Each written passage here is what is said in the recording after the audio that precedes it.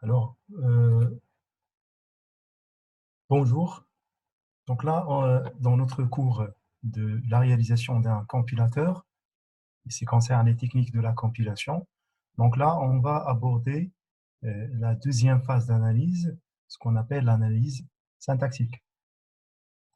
Donc l'analyse syntaxique, donc on va l'introduire dans un premier moment et on verra les moyens pour réaliser cette étape d'analyse syntaxique qui va se baser sur la notion des grammaires et la notion des arbres de dérivation.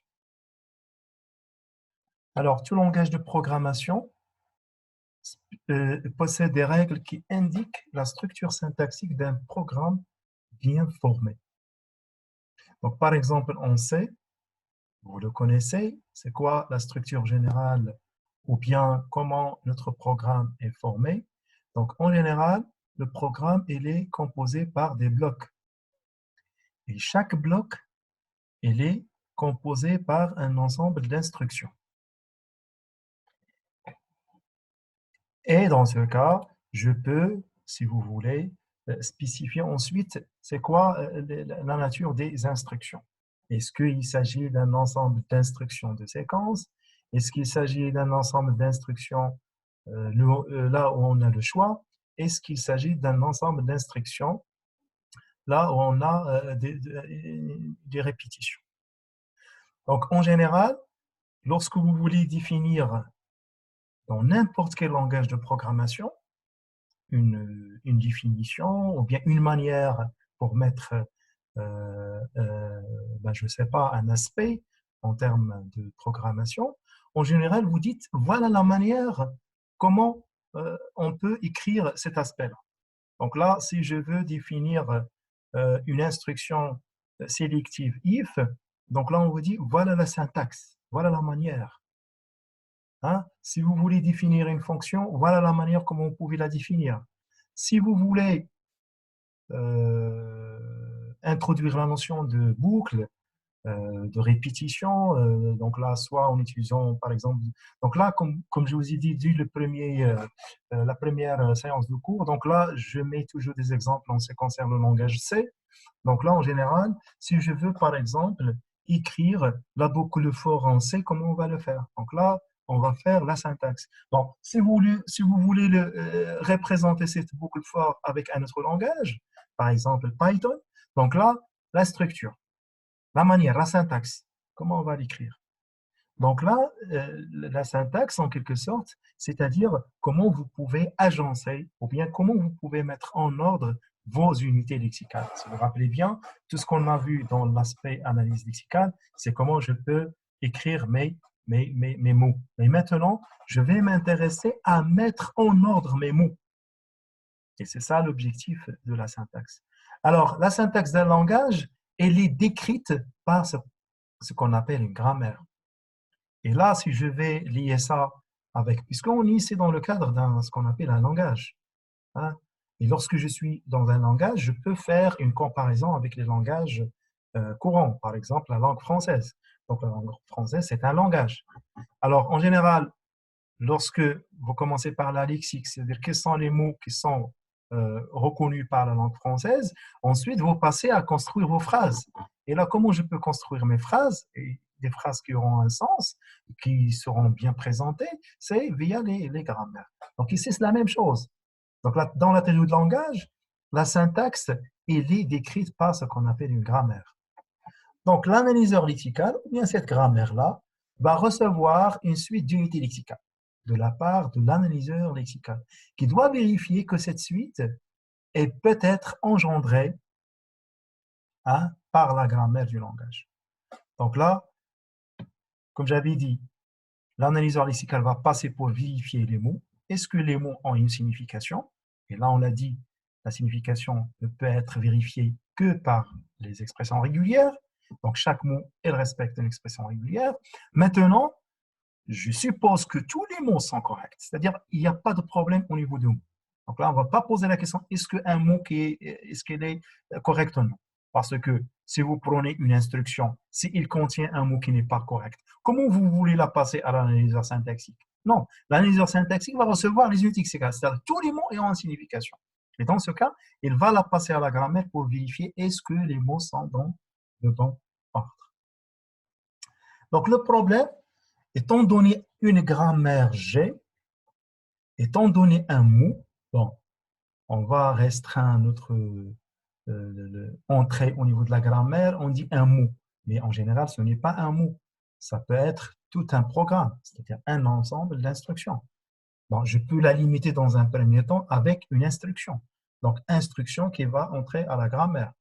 Donc, est-ce que cette instruction ou bien ce mot appartient au langage généré par G? Donc, le principe, c'est d'essayer de construire ce qu'on appelle un arbre de dérivation. C'est-à-dire, la vérification de la grammaire se fait avec la représentation de ce qu'on appelle un arbre de dérivation, hein, qu'on va le voir dans la suite.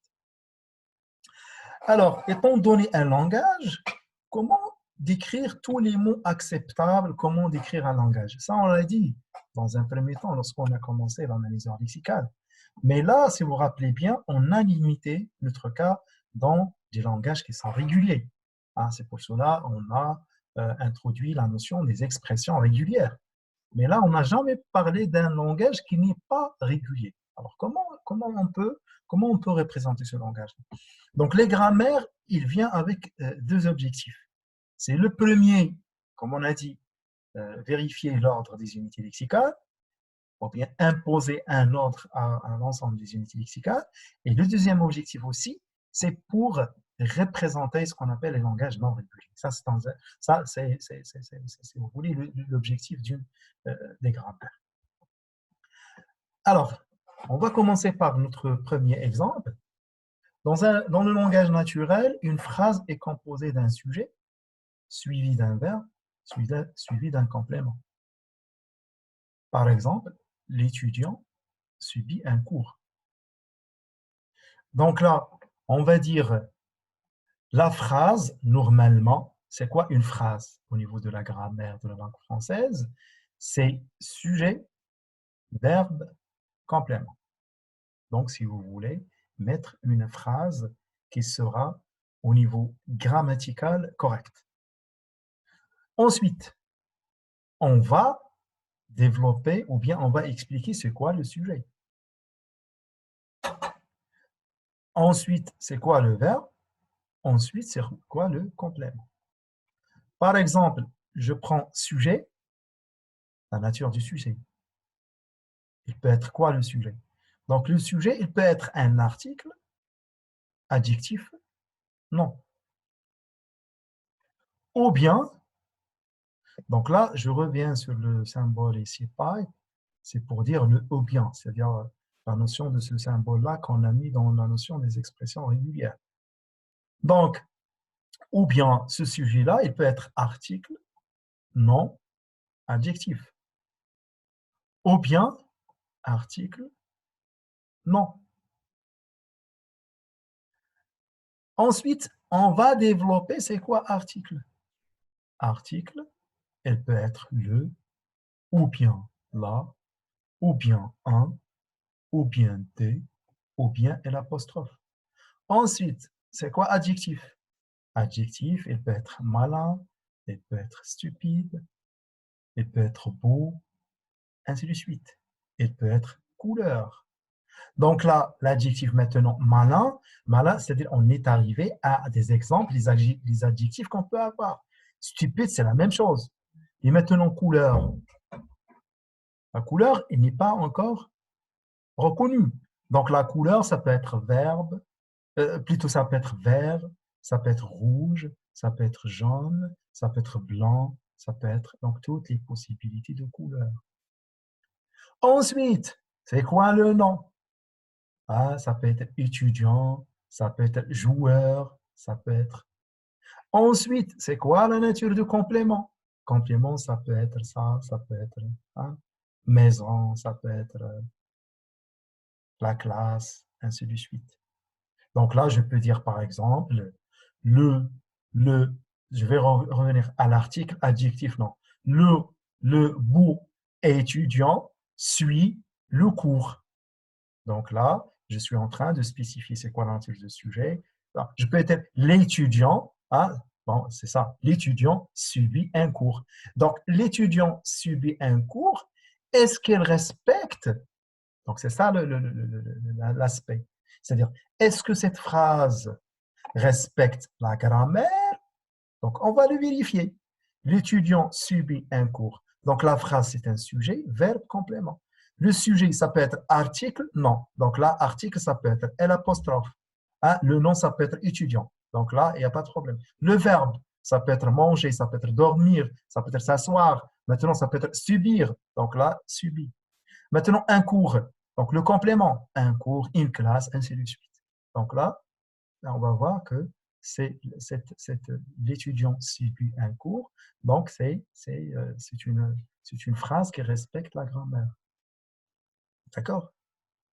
Maintenant, si vous dites l'étudiant un cours subit, est-ce que c'est une phrase? Bon, on va le voir. La phrase, c'est sujet, verbe, complément. Hein? L'étudiant un cours subir ou bien un cours l'étudiant subit. Donc là, il ne respecte pas parce qu'après le sujet, il vient le verbe. Il ne vient pas le complément. Donc là, ce n'est pas une phrase qui respecte la grammaire. Alors maintenant, on va passer à un exemple au niveau du langage de programmation. Et comme j'avais dit, je prends le cas du langage C. Donc, une expression conditionnelle en C, c'est if, expression, instruction. Et ça, c'est la première des choses lorsque vous avez commencé à étudier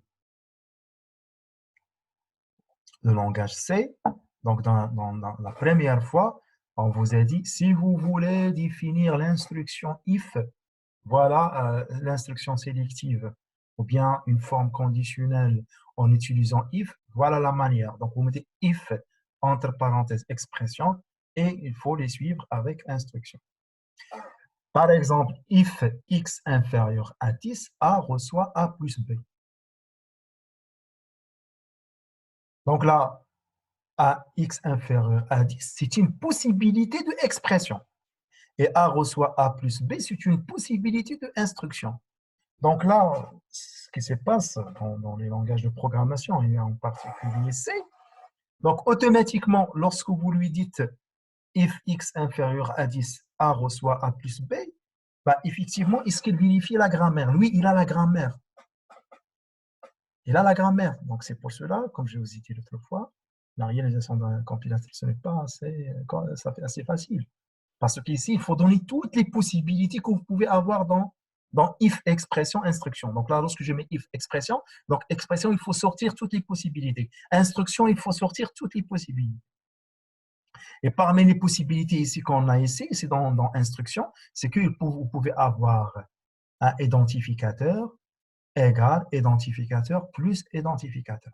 Donc, c'est une possibilité d'avoir cette instruction. Dans l'expression ici, l'expression il sera évaluée soit par 0, soit différent de 0. D'accord? Est-ce que la condition est testée? Donc, x inférieur à 10, donc vous ne pouvez pas faire if x égale 10, c'est-à-dire x reçoit 10, parce que ce n'est pas une expression. Vous comprenez? Donc là, toujours, il y aura un opérateur de comparaison ici, ou bien la vérification sur une variable, ainsi de suite. On va dire if non x, A reçoit A plus B. If x, A reçoit A plus B. Ou bien if x égale 10. Donc là, je suis en train de tester, de comparer x avec 10. Donc celle-là, elle découle à partir de cette expression. Donc c'est pour cela on a dit, il faut encore définir ce qui est une expression et ce qui est une instruction. D'accord? Alors maintenant, comme j'avais dit ici, ça c'est la forme de départ, ça c'est la forme de la fin. Et en général, la forme de la fin, c'est-à-dire l'ensemble des instructions. La forme de la fin, on peut le dire, elle est constituée seulement par les unités lexicales. If, mot-clé. Parenthèse, opérateur de séparation. Identificateur. Opérateur de comparaison. Entier. Symbole, identificateur. symbole d'affectation, identificateur, opérateur arithmétique, A, identificateur. Maintenant, expression, l'expression, on ne le sait pas. Donc, c'est d'après la définition des expressions, des grammaires qu'on va faire, on devra différencier les choses qui représentent ce qu'on appelle les unités lexicales et les choses qui ne représentent pas les expressions, les unités lexicales, et qu'en général, qu'il faut les développer pour arriver aux unités lexicales. Donc là, on distingue les symboles terminaux. Bon, les symboles terminaux pour nous, ça va être les unités lexicales. Hein, dans le langage, dans n'importe quelle les grammaires qu'on va faire, c'est-à-dire les symboles terminaux, c'est-à-dire pour nous, c'est les unités lexicales. Donc ici, ce sont tous constitués par des unités lexicales. Ici, ça, c'est une unité lexicale. Ça, c'est une unité lexicale. Ça, c'est une unité lexicale. Mais celle-là, non. Celle-là, non. D'accord? Donc, tout ce qui est unité lexicale, on va les dire que ce que représentent les symboles terminaux. Donc là, les lettres du langage, le, la, if, etc. Donc, comme tout à l'heure ici, ça, ce sont des symboles terminaux. Bon, celle-là, article n'est pas un symbole terminal. Il faut le développer. Donc là, je suis en train de les développer. C'est LE, c'est le, là, c'est terminal. Donc là, ça correspond à quoi? Bon, là, article correspond à le. Article il peut correspondre à la. Article il peut correspondre à un. Mais un correspond à quoi? Donc c'est final, c'est terminal. Alors, les symboles non terminaux, c'est les symboles qu'il faut encore définir. Donc là, en général, ici, je suis en train de les représenter avec une forme italique. Bon, avec quelque chose d'italique, chose que je l'avais mis ici, la même chose. Donc là, même si vous ne le voyez pas, mais c'est italique ici. Bon, pour vous dire que ce sont des symboles non terminaux, ce qu'on appelle les symboles non terminaux, qu'il faut les développer encore. Alors, donc maintenant, on est arrivé, après cette première introduction, à la définition de ce qu'on appelle une grammaire. Alors, une grammaire est la donnée de G. Bon, une grammaire G est la donnée d'un quadruplé VT, VN, grand S, grand P. Donc, en général, une grammaire, elle est spécifiée par ces 4 éléments. Alors, ces 4 éléments, elles représentent quoi? Alors, VT, c'est quoi VT? Donc, V indice T, V indice T est un ensemble non vide de symboles terminaux. Là, excusez-moi. Donc là, pour l'instant, nous, on va se limiter à l'alphabet terminal. Donc là, on va définir. Parce qu'une grammaire, dans la suite, on va la limiter sur un grammaire, puisqu'on parle des unités lexicales, etc., des mots. Bon, vous voulez mettre des mots, mais à partir de quel alphabet? Donc là, je reviens sur la langue française. Bon, bien sûr, on parle toujours du symbole de l'alphabet français. VN, c'est un ensemble du symbole non terminaux. D'accord? Donc là, je parle des symboles terminaux, des symboles non terminaux. Donc là, lorsqu'on va définir une grammaire, on devra toujours spécifier quels sont les symboles terminaux, quels sont les symboles non terminaux. Et un symbole terminal ne peut pas être en même temps un symbole non terminal. Donc là, c'est pour cela qu'on met VT intersection VN, c'est l'ensemble vide. S. Alors S, c'est un symbole initial et qui est un symbole non terminal appelé action. Donc là, on va distinguer un symbole qui peut être parmi les symboles non terminaux. On va le nommer S et on va l'appeler l'action. Donc là, on verra, et il va nous servir à quoi. Ensuite, chaque grammaire, elle est caractérisée par un ensemble de règles de production, ce qu'on appelle les règles de réécriture. Bon, la définition en quelque sorte, ben, elle reflète ce que je suis en train de dire ici, et ici, la même chose. Donc, regardez ici, la grammaire ici, une phrase, sujet, verbe, complément, ça, c'est ce qu'on appelle une règle de production. C'est-à-dire, la phrase, c'est un sujet, c'est un verbe, c'est un complément. Alors maintenant, un sujet, c'est quoi un sujet? Ça peut être un article suivi d'un adjectif suivi d'un nom, ou bien un article suivi d'un nom suivi d'un adjectif, ou bien un article suivi d'un nom. Article, ça peut être, donc ça, ce qu'on appelle les règles de production. D'accord? Ce qu'on appelle les règles de production, c'est les règles de réécriture. C'est-à-dire, à tout moment, vous pouvez remplacer phrase par sujet, verbe, complément, et c'est la même chose. À tout moment, sujet, vous pouvez le remplacer par article, adjectif, non. Ou bien article, non, adjectif. Ou bien article, non. Maintenant, à tout moment, article, vous pouvez le remplacer par le ou bien la. Donc, ça, c'est ce qu'on appelle les règles de réécriture. Alors maintenant, dans cet ensemble de règles de réécriture, vous avez les symboles qui sont non terminaux et vous avez les symboles terminaux. Donc là, les symboles non terminaux, ce sont les symboles qui ont écrit en italique et les symboles non terminaux, ce sont qui sont écrits d'une manière normale. D'accord? Dans cet exemple-là. Maintenant, l'action, c'est un symbole non terminal. Donc là, l'action, ça peut être ici, c'est phrase, c'est-à-dire le symbole non terminal de début, la première, on va dire, règle de réécriture, le premier symbole. Donc le premier symbole non terminal, ça, on le nomme ce qu'on appelle l'action S. Alors, les règles de production. C'est quoi une règle de production? Comme j'avais dit ici.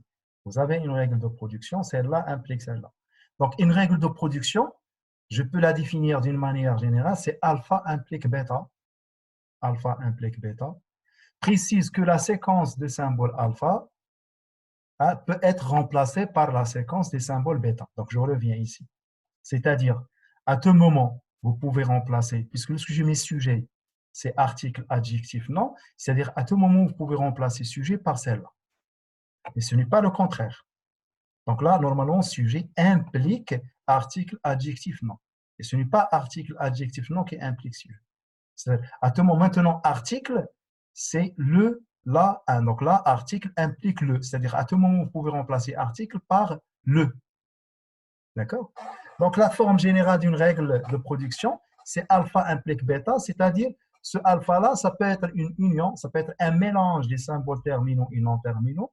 Et dans ce cas, c'est plus. Donc, je ne peux pas avoir le vide.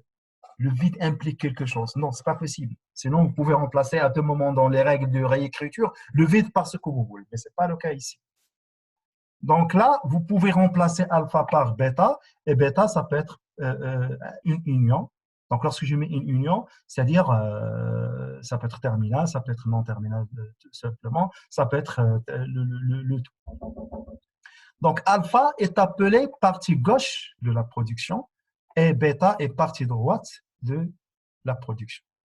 Donc là, c'est obligatoire. Donc là, alpha implique bêta. Ça, c'est ce qu'on appelle la partie gauche et ça, c'est la partie droite. Donc la partie gauche qui sera remplacée par la partie droite et ce n'est pas le contraire. Donc là, avant de mettre des exemples, on doit adopter quelques conventions. Donc, l'emploi des lettres capitales est réservé pour dénoter des symboles non terminaux. Donc, ce n'était pas le cas ici de notre cas. Les lettres minuscules, donc tous les caractères qui sont écrits capital, donc ça sera terminaux. Et lorsqu'il est minuscule, donc là, c'est des symboles plutôt les symboles qui sont terminaux. Donc là, on va donner des exemples des grammaires. Donc, les 4 capitales sera écrit en majuscule pour vous dire que c'est non terminal. Et minuscule, c'est terminal. Donc là, on va laisser tomber tout ce qui est italique et non italique. Donc, les lettres minuscules de la fin de l'alphabet sont utilisées pour indiquer la chaîne de symboles terminaux. D'accord? Donc là, les minuscules de début de l'alphabet, bon, on va dire, lorsqu'il s'agit d'un symbole terminal, on va l'écrire tout entier en minuscule. Lorsqu'il s'agit d'un symbole non terminal, on va l'écrire tout entier avec des symboles, avec des lettres capitales. Maintenant, une fois que vous voyez des lettres grecques, alpha, bêta, gamma, zeta, etc., c'est pour vous dire que c'est un mélange. Donc, c'est une chaîne composée de symboles terminaux et non terminaux. Donc, c'est quoi le rôle de la grammaire? Donc, avant de passer aux exemples. Le rôle de la grammaire, c'est une phrase du langage générée par la grammaire G est obtenue en partant du symbole initial et en appliquant les règles de production P de G jusqu'à la chaîne résultante obtenue par les réécritures successives qui ne contient que les symboles terminaux. Donc là, on va vous donner une grammaire. On va vous dire, est-ce que cette phrase correspond à la grammaire ou bien est-ce que le mot correspond à la grammaire? Donc là, on va faire le départ à partir du symbole initial, c'est-à-dire le S qu'on a défini ici, le S.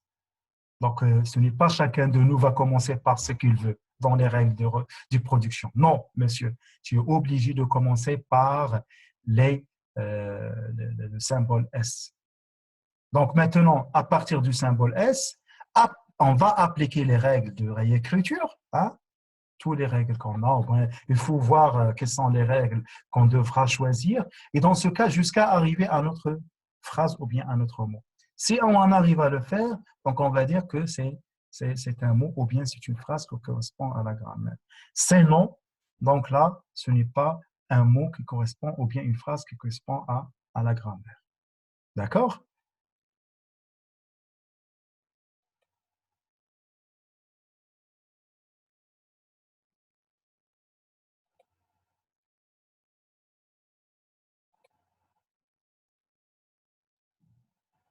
Oui, Oui, monsieur. oui, j'ai un peu parlé, mais là, j'étais obligé d'interrompre puisque Zoom, il va arrêter la séance. Donc là, en même temps, je vais vous lancer la deuxième séance. Ça marche? D'accord, monsieur. D'accord, monsieur. Donc là, je vais revenir sur les exemples et en même temps, je vais vous poser les questions là, les choses. Vous pouvez me poser les questions en séquant les choses que vous n'avez pas compris.